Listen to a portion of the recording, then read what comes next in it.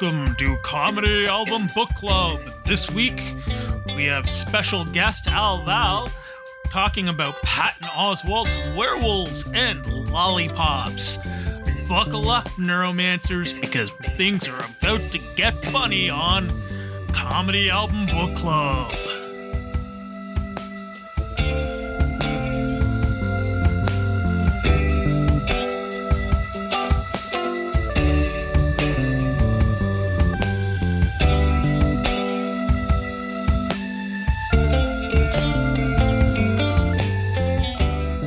Everybody, thanks for tuning in. Welcome to Comedy Album Book Club. I'm your host, Matt Ardill.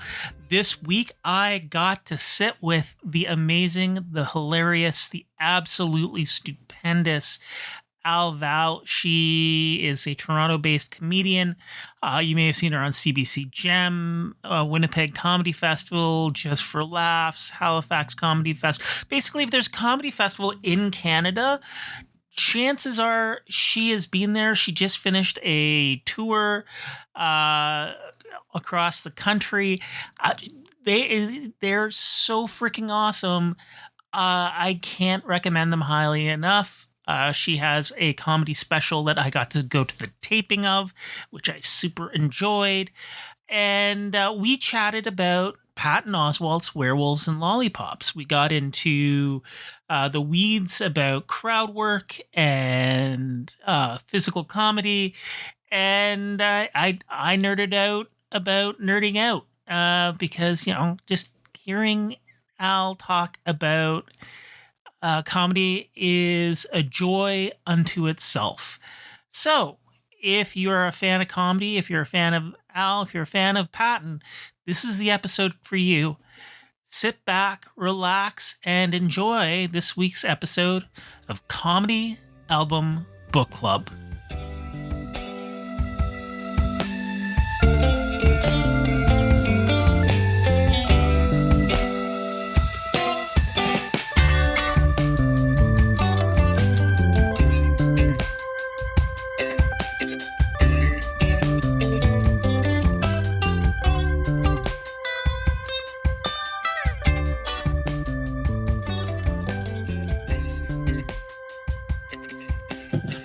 Welcome to Comedy Album Book Club. Today I am joined by the hilarious Al Val. You may have seen her on CBC, at Just for Laughs, Halifax Comedy Festival, Winnipeg Comedy Festival.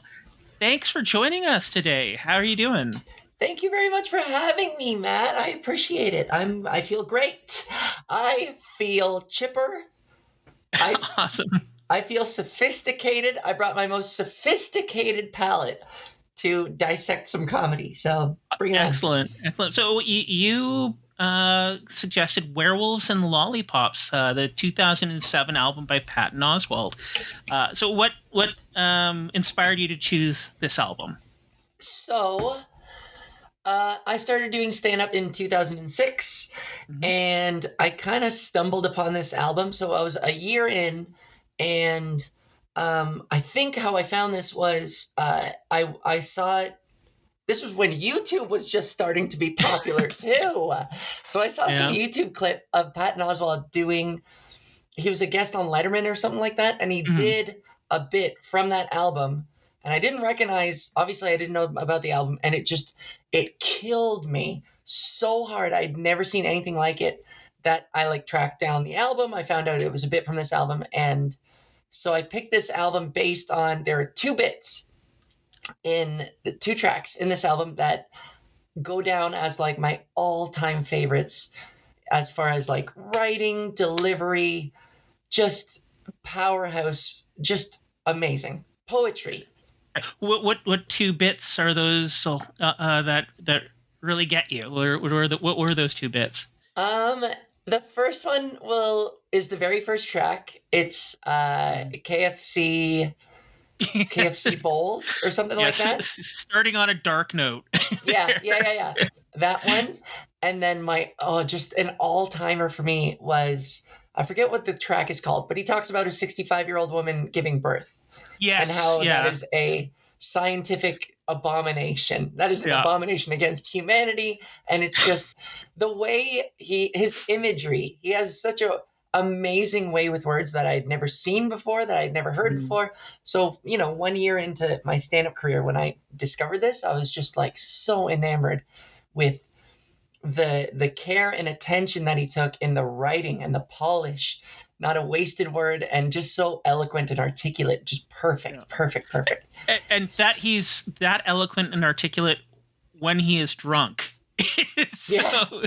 like, I mean, it's funny because like I've literally listened to all of his albums. I've seen him perform a bunch of times, and it's neat to see the progression because like in this album and the one that he had done before this, it's a lot more just like bits. There's not a lot of threading narratively. Like there's some jarring just non-transitions on this album where he goes Hmm. from like the KFC stuff to I can't remember what the next bit was, but then straight into the most obscene language that you could ever hear. And I mean, it serves a purpose because then he's going into the bit about how, because he's on King of Queens at that time, and Yeah. they're like, can you maybe use some more PG language? And then he starts going like goof juice Yeah, and yeah, stuff yeah, like. yeah.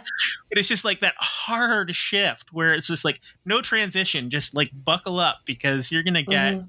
And every bit is funny. Like individually, they're all funny, but like later on, he's still not a storyteller, but he does seem to have more narrative threads through his specials and albums now than he Hmm. did in these early ones. But I kind of find it cool in a way because these early ones, like this one, you get a lot of variety in there. You get a Yeah. lot of different types of jokes. Totally. And one of the he has this, up until I discovered him, I never realized that you could just, like you said, these weird non sequiturs and weird beginnings to all of his bits. Like the KFC one, Yeah. he pretends he's a guy walking up to a counter at KFC. He doesn't Mhm. introduce the context. He doesn't set the scene for anybody. He just says, "Oh, I'm starving. What do you guys? What's good here at this KFC?" He like you just he drops you in the middle of an improv scene that Yeah. just never happens in stand up. So it's it's not groundbreaking, but at the same time it is so unique and it's not something you ever really see. So I always Yeah. thought that was just little tiny details like those that make it so unique. Yeah, and you mentioned his like eloquence, and like there's that one point, it's a really powerful bit because he's slowly building. It's like one of the few long burn jokes that he's got where he's talking about that girl that he hooked up with, and they went to Planned Parenthood, and he Hmm. gets heckled in there, and I'm like, this is the most eloquent takedown of a heckle I have ever heard. He's like Yeah. going for like these deep sci-fi cuts and just going and going and going, and it's like wow, like just wild. Yeah, and I can only imagine. I mean, I encouraged heckling at my special taping, and I kind of regretted it on night one. Somebody took the challenge a little too seriously, Mm, but yeah, so I can kind of relate to the frustration of. I can imagine. I feel like he recorded this on one night. He didn't do it over two.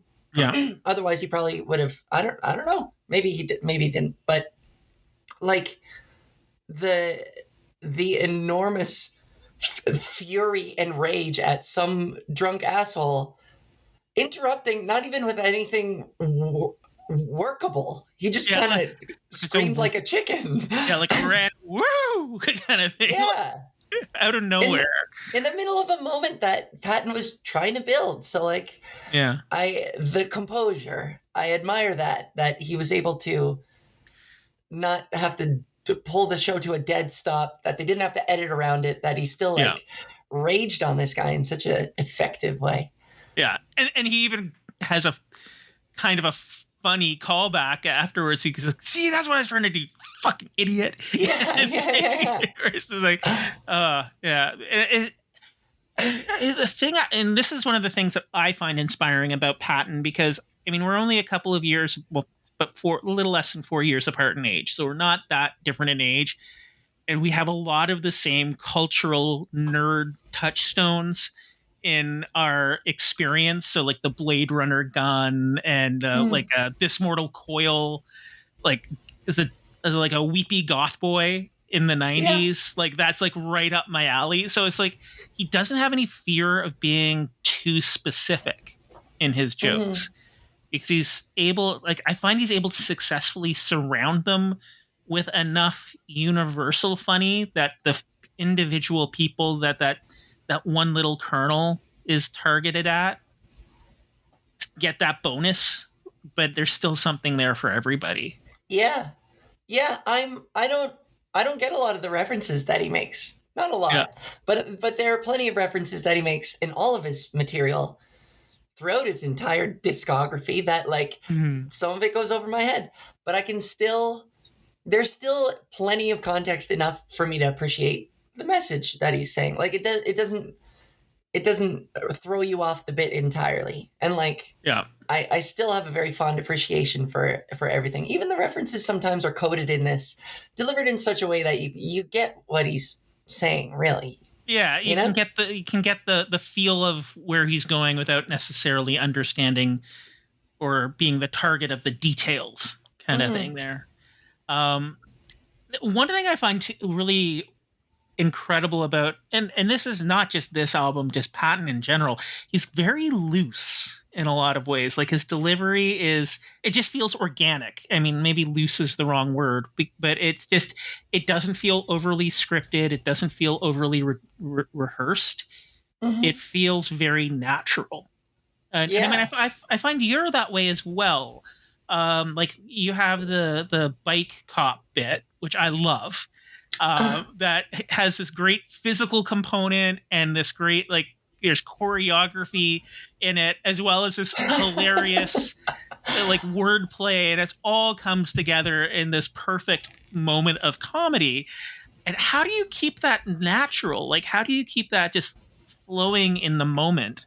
um, this is the thing with that bit, and how I see it relating to the way Patton performs is there is Patton is so natural up there, and he's so comfortable that he's flexible within his material, but you can Mhm. tell that there are very strong beats that he really still has to abide by. You know what I mean? Mhm. Like the 65-year-old woman giving birth, the whole monologue that he delivers describing the dad describing the act of childbirth to his son, Yeah. and the thing that ends with like pushing this uncooked Cornish game hen through these gray drapes.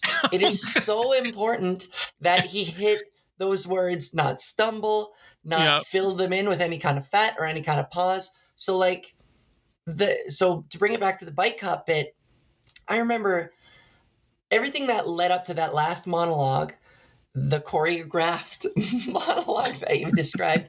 For the longest time, I couldn't figure out why it wasn't working.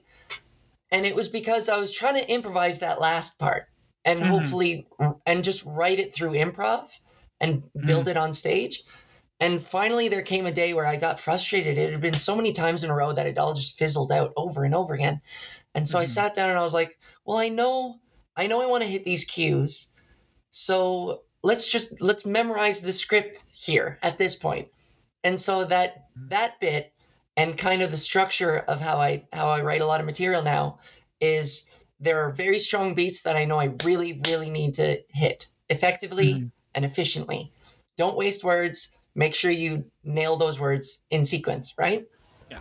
But then beyond that, once I get the gist of those nuggets, everything else is play. And how I get Mhm. there, especially setups, I need them to be conversational. So I don't Mhm. memorize how to set up a joke. I know how to get there. It has to be conversational. Am I making sense? I think I'm Yeah. making sense. Yeah, you are. Because I mean, and that's the thing that I feel with Patton. Even when he's like going on these like intense tangents, it feels like a dialogue with the audience, not a monologue to the audience. Mhm. And like you have that energy as well. You engage, and yeah, there's crowd work, but it always feels natural and not like, oh, I'm gonna. There's this guy with a shirt in the front row that I want to pick on, kind of thing. It's more, hey, how you doing? Like this is my day, kind of thing. So it feels like an Yeah, engagement with the audience, not a confrontation with the audience. absolutely. I'm reacting is what I'm doing. I'm reacting internally to the things that I'm saying because like I improvise a lot, and especially in those setups, who knows what might come out of my mouth. Sometimes it surprises me, and I'm allowed to react to that. And then, besides that, I don't subscribe to the whole like what's your deal kind of thing. Just going out randomly and being like, what do you Yeah. like those introductory questions? There's nothing wrong with them. I'm not coming down on it, but I like reacting a lot more than instigating, if that makes sense. Yeah. It's funny. Like I went to see Moishe Kasher years ago at JFL when it was still a thing. I don't know if it's going to be a thing again in future. I don't know. We'll see. But yeah, so I went and I sat near the front with my partner, and I had this shirt on, and it was like a bird, and it said nerd underneath it because it was a bird it was like a pigeon with a pocket protector and glasses. And he just like zeroed in on me like the entire night. And because we're like the only people up front in a relationship, so he's asking me all these questions that were kind of personal, and I was just like, I was caught in a headlight. And my response when that happens is just to blurt out whatever comes into my head. Whereas my partner was just like, "Shut up." Just shut up, please. Like she's giving me this look that I like after the panic had left. I'm like, oh, I should have not said anything. Didn't say anything embarrassing, but it's just some people are fine with it. Like I'm fine with it, but other people aren't. And so it's a risk. It's such a disproportionate power dynamic. I call asking these probing questions of an audience member, and it's almost like you don't have a right to be like, I'm not answering that. That's too personal, because anything you do in that moment is fodder to the comedian, and they have amplification, and they have lighting, and they have so many things on their side. It's just, and if you wait too long, they're going to come after you for that. You cannot win as an audience member. It's a very disadvantageous spot that you were put in. And so how brave of you to wear such a bold shirt and sit in the front row.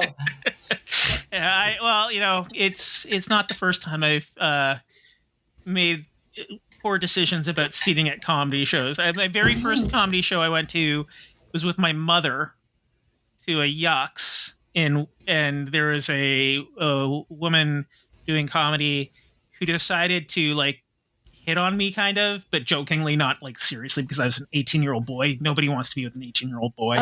And she like just made a sandwich of all the material I gave her. And I don't know, like maybe it's a kink, maybe it's a fetish. I don't know, but I enjoy the experience of getting taken to pieces by comedians when I sit close.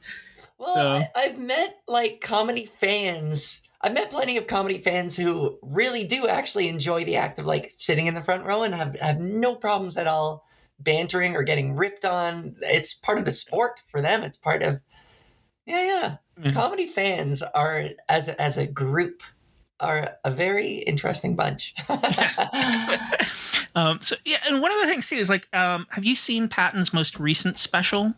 The one with the barn full of clown pubes? They're all starting to blend into each other. I think I've seen it. Yeah. Is that the one he talked about, the Denny's menu with the mascots on the Denny's menu? I believe so. But the latter half of it, or I'd say the latter 15 minutes of it, is all crowd work.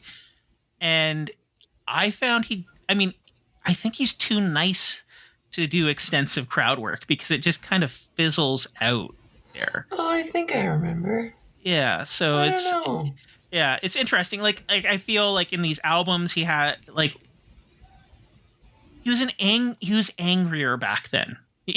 Which I think there's a fuel. It gives this entire album kind of like a jet fuel at times because he goes to these places. Like the way he screams erect in defiance of God's will. Yeah. I'm just like, wow. But yeah, he's so angry at Dick Cheney and George Bush. Oh yeah, I remember that video that I saw that turned me on to Patton Oswalt. He did Mhm. the 65-year-old woman giving birth thing, Mhm. and when he yelled "erect in defiance of God's will," he got up off the couch and stormed towards the camera and got like right in it and just pointed down the lens. It was so funny. It was so good. I bet it's still up there. You can watch it. Yeah, It's yeah, so funny. yeah. Oh And my god. and I have to wonder if, I mean, the one thing I really appreciate about Patton, and this is not so much in this album, but his previous album, he had a bit that he's gone back and said, I would never do this now because I realize how inadvertently hurtful I was. Uh, I have to wonder about the Paris Hilton stuff, if he'd do that now. But the reality, in that moment, in the zeitgeist, it's such a, like, that the toxicity of the birth of reality television, Hmm. and like, it's like, yeah, I can understand where he was coming from there. But again, it's that rage that fuels his early material that is really neat kind of thing. Yeah. It's yeah. There's an optimistic, there's maybe call it naive, but there's a part of me that believes that you can still pull off crowd work and be nice about it. I don't Yes. know. It's Yeah. You don't have to be mean to do effective crowd work. Maybe he didn't quite nail it to your liking in that special, but I don't know. I might be Well, wrong here, but I think that, oh sure, I've seen plenty of examples where like you don't oh come yeah, after the you don't need to be, yeah, guy. I agree. You don't need to be mean to be do crowd work, but I don't think, like, going to this most recent special, which is kind of a tangent from the album that we're talking about. But I don't think it, I think it's just you're so dependent on the audience, and he had, when I saw it here in Toronto, he had duds in the Toronto audience. When I saw it on Netflix, he had duds in the in the LA Oh audience. And it's like, you're only as good as you get there, and there's yeah, putting so much faith in the audience to hold up their end of the bargain in yeah, that that's true. situation. It's a risk, and when pays off, it pays off so good because it's something unique to that moment, unique to that show, engages Hmm. the audience in a way that feels personal. So, Yeah. and you do, I mean, a lot of crowd interaction. Like, are there any moments that stand out in your memory of like, oh, this was just a joy? Of mine? Yeah. Oh, yeah. Not to overplug my special, but early on in the special, I encourage, half playfully, but I still encourage the audience to, like, if they're feeling saucy, heckle, go for it. I don't give a Mhm. fuck. I'm feeling naughty, something like that. I say something like that at the beginning. And night one, a lot of the stuff that this lady kept yelling out was more intrusive and Mhm. kind of stepped on some jokes. So we had to edit out a few of hers. But on the second night, there were a number of things that kept happening that made it into the final cut that are really, really funny. Like I was telling a joke about how I came out to my dad at a Buffalo Wild Wing the Mhm. first time, and I was just about to continue with the joke, and I heard somebody from the audience go, "Same." And I was like, "Are you fucking serious? Same? Like, what are the odds?" And I don't want to spoil it, but I like riffed for like a solid 2 minutes just going off on this. And it was just such a gift that I had to play with. And then at another point, a bunch of stuff happens in this show that I react to. I don't go looking for it, Mhm. but little exclamations from the audience like tip me off, and I just run with it. So one of the things one of the things I love to do Mhm. is this is the thing when I perform in comedy clubs. It's for me actually, frankly, a little bit harder to do crowd work because the atmosphere, the setting isn't as interesting. Like it's built to Mhm. draw your focus solely to the stage, no distractions. But this is the thing is I I was never a club comic. I've Mhm. done my entire career's worth of gigs in like back rooms and bars and in libraries and in the places where you're not supposed to do comedy, but I had to learn to make it work in the most awkward situations. And so I thrive in some bar with like the weirdest art on the walls, and I love picking stuff up and grabbing stuff and physically touching things and handing them to people. And like, there was one show I did at a Firkin pub, and they had these heavy, like, stools. It was just a stump. It was a giant chunk of a tree that they like dropped on the stage, and there were 3 of them. And I decided to just do a giveaway. I was like, you know what? Because I'm headlining this show, you get to keep a stump, sir. And I just picked it up and handed it to a guy in the front row. And he proudly, for the rest of the set, hugged it like a child on his lap, just beaming up at me the whole time. I forget if he actually like tried to take it home. I'm sure he didn't. But it was just, it's a delight performing and looking back at this guy who's like so charming and so charmed, sitting there with this stump that he's hugging the whole time. It's a beautiful thing. Is that what drives? Because you're a very physical comedian. Is these alternate spaces or alternative spaces, as they're often called, is that kind of something that helped drive the physicality of your performances? Yeah, absolutely. I think with my body, and when you watch me perform, I'm very physical. I gesture a lot. I'm very animated, and all of it helps me stay sharp. It helps me think a lot more quickly because if my body's moving, then my mind is kind of staying in step with that. And physically interacting with things just adds a level of not mystique, just interest. Just like, look at this it becomes almost multimedia. It's like show and tell. Now I'm actually holding this thing, everyone. Take a look at this. It's it elevates a performance, I find. Now, one of the things that, that I loved about this album too is we get into some pretty personal cuts into Patton's like outlook and what sort of shaped him. I mean, I love the Star Wars rant because it's basically like, I think when I had a bit, Todd Van Allen's like, have you listened to Werewolves and Lollipops? I'm like, yeah. And he's like, go and listen to that again. And I'm like, oh my God, it was concurrent thinking. It wasn't like, oh, I'm going to copy this bit, but there was enough parallels there where I'm like, oh yeah, we really are cut from the same cloth. But the one thing I loved the most, because I grew up in Cambridge, which sort of like how he grew up just outside of DC. I grew up just outside of Toronto. And there's all this, like, as a teenager when Kids in the Hall were blowing up in Toronto and all of these good bands were playing in Toronto, but I never went to Toronto because I didn't have a license. So he has these like intimate insights into who he is and what he was. And they're so funny. It's so, like, I find it's like, there's resentment there, but he's like grateful in a way at the same time because it's the shittiness of his hometown and the shittiness of these experiences made him the person he was there. Yeah, that bit lends you a really good insight into who he is as a person. Very nice. Yeah. I don't know how much I can contribute to that, but I agree. Essentially.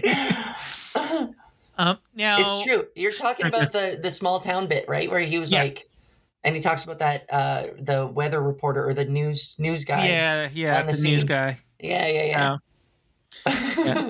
Now, what was I gonna say? Oh, the Cirque du Soleil bit. I've never heard Cirque du Soleil described that way, but as soon as I heard it, I'm like, everything he said there perfectly sums up Cirque du Soleil in my mind. Yeah. Cirque is so gay coded. Like a sweaty, horny Frenchman. Yeah, totally. Yeah. Now, I counted the nerd comic book references at one point, and I was like, we've got Hal Jordan, This Mortal Coil, Comic Book Nerd, Star Trek, Bridge Crew, George Lucas, Darth Vader, Boba Fett, Death Star, Mad Max, Three Men and a Baby, Chewbacca, Trail of Comic Books Going to a Vagina, Jack Kirby X-Men, Blade Runner, Lead Figures for Role Playing, Pixies, Neuromancer, Karate Kid, and It's a Mad, Mad, Mad, Mad World. Which is just like, these are so specific. Like, have you ever been tempted to get like hyper specific with your references or in your material? Sometimes. I try not to dabble too much. I have like wiped out a lot of really specific references in my act because I don't know, like I like doing the occasional thing that winks at a very small subgroup in the audience, but I also don't want to. There's a part of me that just resents leaving anybody out. I just don't like that feeling. And so if I do drop anything like that, it's going to be rare and extremely subtle, where like I'll be moving on from it so quick. Yeah. And that's the thing. Even like, you know, like will it play This Mortal Coils, This Will End in Tears? That in the chicken KFC bit, it's such a brief moment. Like, it doesn't stall the momentum of the wider joke, because everybody gets how much you've given up if you're eating a KFC bucket. You know? Yeah, like, yeah, totally. Yeah. Like, that's one of the references that I don't know. I have no idea what This Mortal Coils, This Will End in Tears, you said? Yeah, that's the album. See, This Will End in Tears. Every time I heard that album, I couldn't even make out what he was saying. This will end in tears. I just heard kind of tears at the end. And I mean, the title is context enough. It sounds like a very depressing song. So yeah, even if you don't know, even if you don't get the full scope of the reference, it's still strong enough that it's effective, in my opinion. Yeah, and it's like, it just sounds silly enough too. Like, it's specific and silly, so the people who get it are like, yeah. But if you don't, you say, yeah, it doesn't stall anything. And I have to say, the image of comic books leading to a vagina is just hilarious to me. Would that work on you, Matt? Probably, yeah. Now, is there any thoughts, anything that you want to share about this album before you wrap things up? Sometimes I think about, it's interesting, especially as you get older and more experienced in stand-up, and you start carving out your own sort of path, and you find your own voice, and things start sort of humming along, and you're very comfortable in your own delivery, in your own voice. I think it's so funny. A lot of the comics that I admire the most and love the most are comics who do things that I couldn't possibly, that are so far away from my delivery and my path and my voice that there's such a deep admiration for it. And I feel like Patton is genius on a level that I could never hope to even come close to. So there's this real reverence for his thought process and just like how thorough he is with an idea. And so, I'm just in awe of what he's capable of. Great. Well, if anybody wanted to find out where you're playing, check out your social media, where can they look for you? Yes, find me on TikTok, on fuck Twitter. Don't find me on Twitter. The only people who follow me on Twitter are pervs anyways. I swear. It's like that's all that's left in Twitter, like hate crimes and like pervos. You know, it really is. But somehow I'm gaining the fastest following on Twitter than all the other ones. I post one picture of myself and I get 20 follows from all these different sissy porn accounts. Follow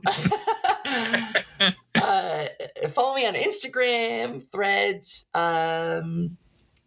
TikTok, all Alval Comedy, ALVAL Comedy. I have a podcast of my own. It's me just going solo, ranting. It's super fun. It's called Podgis, Podgis. You can find that anywhere and on YouTube. And I have a special coming out, So Brave. It's called So Brave. We still don't have the date for it. My God. But when it finally comes out, when this thing finally sees the light of the day, the bandwidth of the internet, people will love it. People will love it. And as somebody who was in the audience of one of those shows, I wholeheartedly agree. The world is going to be a brighter place when that special comes out, because it is flipping hilarious, and I can't wait. Thanks, Matt. Yeah, check it out. So Brave, Alval. Awesome. All right. Thanks very much, and thanks for listening to Comedy Album Book Club.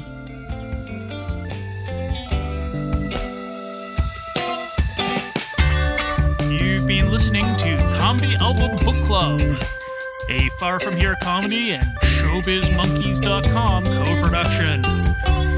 Music today was performed and produced by Glenn Bouchon, Tim Matthews, Edith Falkenberg, and Jim Spruill, also known as the Something Something Quartet. Thanks for listening, and tune in next week to Comedy Album Book Club.